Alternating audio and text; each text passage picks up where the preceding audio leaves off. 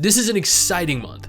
We've seen the top 15 gacha games. These are games that have absolutely dominated earnings over the course of the last several months shift, which in my opinion is very healthy for the genre. No singular group of games should continue to dominate the genre repetitiously each month without competition. When studios are no longer challenged, they grow lazy, and we've seen that happen time and time again. Hey, my name is Stix, and welcome back to your regular monthly recap of how your favorite gacha games are doing on a month-by-month basis. If you're interested in gacha releasing this month, new gacha to try out, I have a dedicated video exclusively for that you can find linked below or at the end of this video. Before we jump right in though, I do want to take a moment here to thank all of our incredible patrons over on Patreon.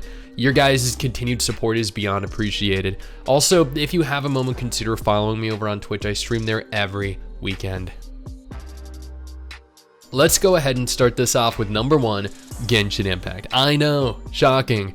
Genshin is still the number 1 most played and highest grossing gacha game of March 2023, bringing in a grand total of 3 million new downloads across Android and iOS and $67 million in revenue globally. China brought in 800,000 new downloads and $61 million in revenue, totaling 3.8 million new players and $128 million in revenue.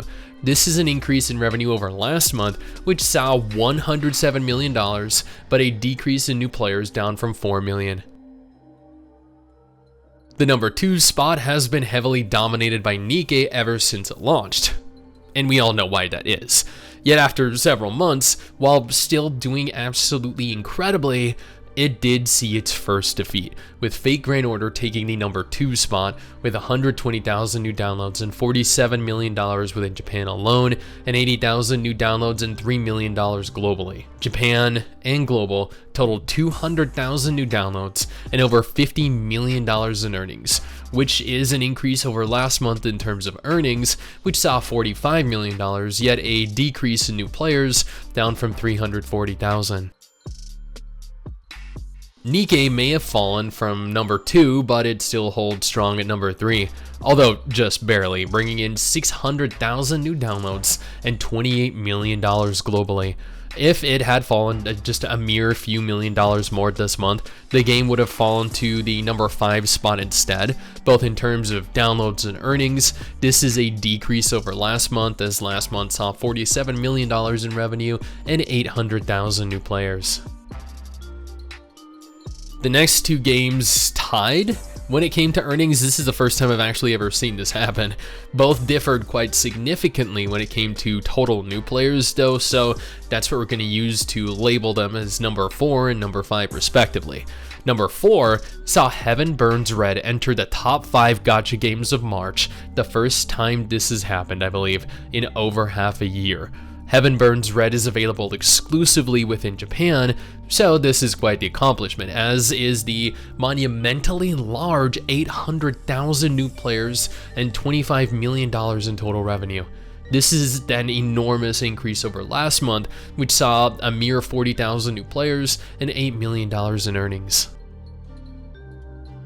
Musume was not far behind, however, at number 5. Musume was a Japanese exclusive until recently, when the game launched in Korea. Japan, however, saw 60,000 new players and $25 million in total revenue this month.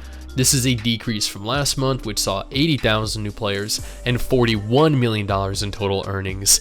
Korea, however, saw a negligible 10,000 new players and $700,000 in total revenue, also down from last month's $1.3 million and 13,000 new players.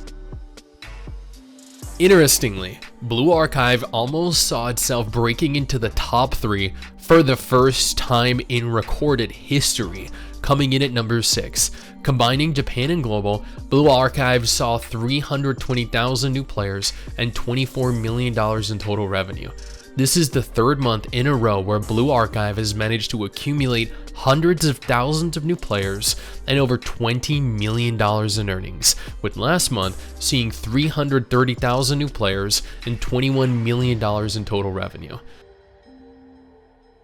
Raid Shadow Legends managed to capture the number 7 spot this month, bringing in 600,000 new players and $15 million in total revenue. I'm honestly not sure how this game manages to continue to attract such a large audience and how that same audience continues to justify spending this much money on it, but whatever they're doing, they're definitely doing it right.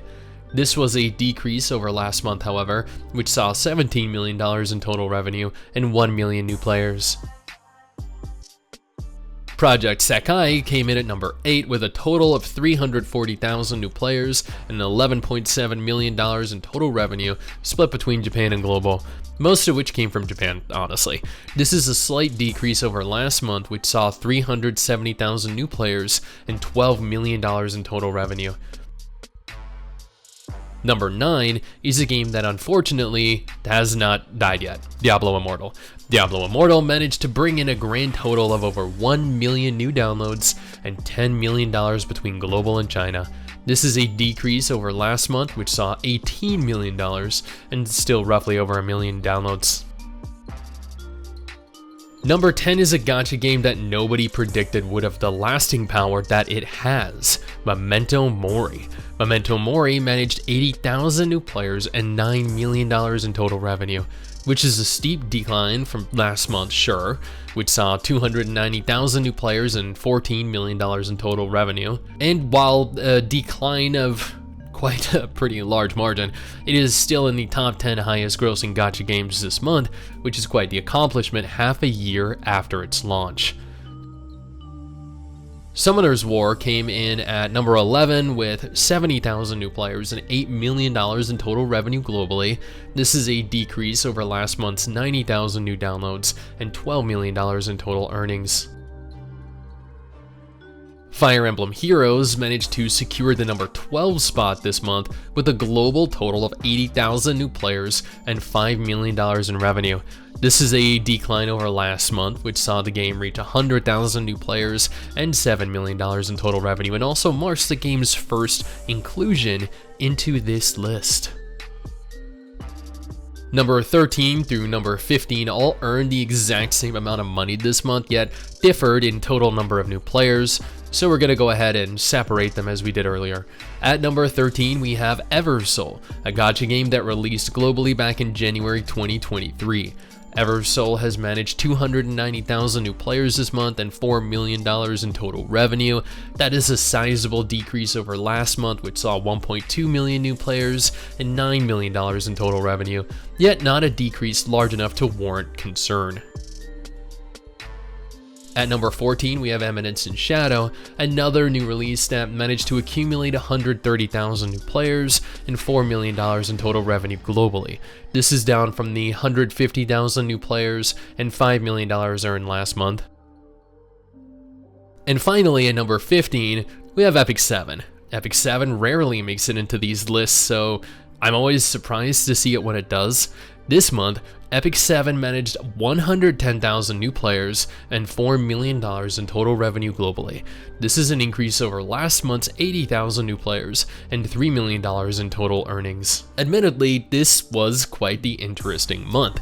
We saw Arknights fall out of the top 15, we saw Tower of Fantasy's second month in a row making a mere $2 million globally, Honkai Impact raised into the top 20 but still missed the top 15, Artery Gear Fusion is making less than $100,000 per month, as is Neural Cloud, which is a recent launch as well, Revived Witch actually only made $20,000 last month globally, which is absolutely insane, but also I understand why now that the game is shutting down, but that is pretty much it. Now, if none of these games look like games that you would be interested in playing, then I got you covered with 2 videos on screen right now that you should check out. One featuring an incredible looking new gacha game releasing this year, and the other, a list of every gacha launching this month.